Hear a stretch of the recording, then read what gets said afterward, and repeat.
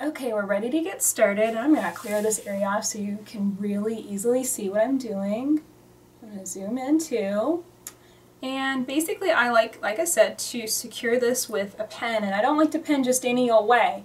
I want to insert my pen and kind of place the hexagon so that it is at least one of the edges lines up with the grain line of the fabric. And so this is along the grain line of the fabric, and I'm going to insert my pen to hold it in place from one corner to the other, just like that, so it's running along the length of the hexagon.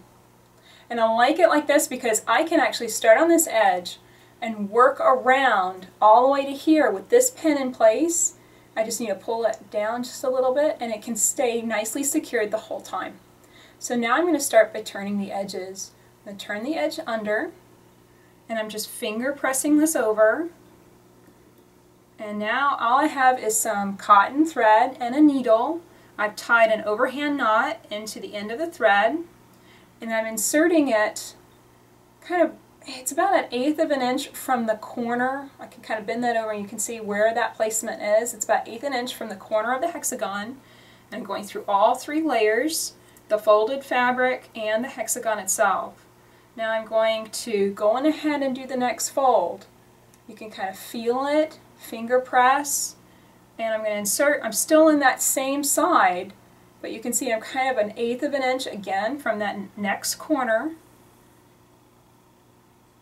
We're just basting this in place. This is not stitching that's going to stay in. In fact, actually, if you wanted to use water-soluble thread, that would be fine, but we are going to have to take the paper pieces out before the quilt gets wet, so it's probably not advisable to trust the water-soluble thread to do everything you need it to do. Okay, so now I've folded that over, and I'm again inserting my needle about 1/8 of an inch from the corner.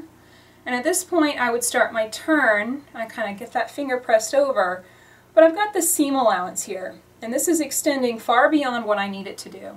So I'm going to just stop, get my scissors around the right way, and trim this down. And I could trim this even further, but that looks pretty good to me. We're not working with an accurate 1/4 of an inch here.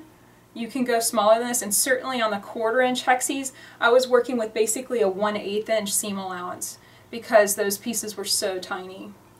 Okay, again I'm inserting my needle back up on that same side, but now flipping. The reason I do this way is because I like the thread to be going over that folded fabric.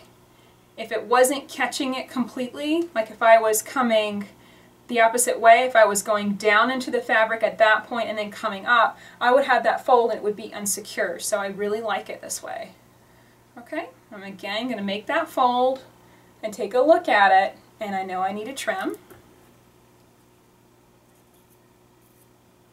Trim it off, remake the fold,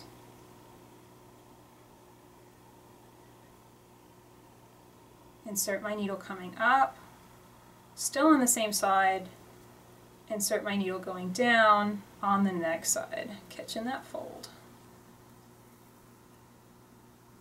Okay, turn again. At this point, when I get down here and I'm making this turn, that's when I need to take the pin out, and it's nicely secure, so at this point it doesn't matter. I just need to be careful that the fabric doesn't go all wiggly wobbly on me. Again, coming up and going back down. So you really want to kind of get into an assembly line process with this. Oops, I think I stabbed myself.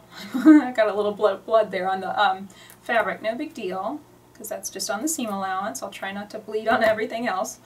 You really want to just get into an assembly line process with this and do all of your turning at once. Like I got everything penned, my fabric cut and penned, and then I got everything turned, all of the pieces turned at once, and then I sewed them all together at once. So it was 3 very separate processes for this particular section of the quilt. And each one is so separate, you know, it's really nice to just have them all moving along in that assembly line manner. Okay, so we're on the last side. I'm going to come up and cross over one more time so that way I catch that last fold, just like that. And of course we've got this little extra seam allowance here. I'll go ahead and clip that off too.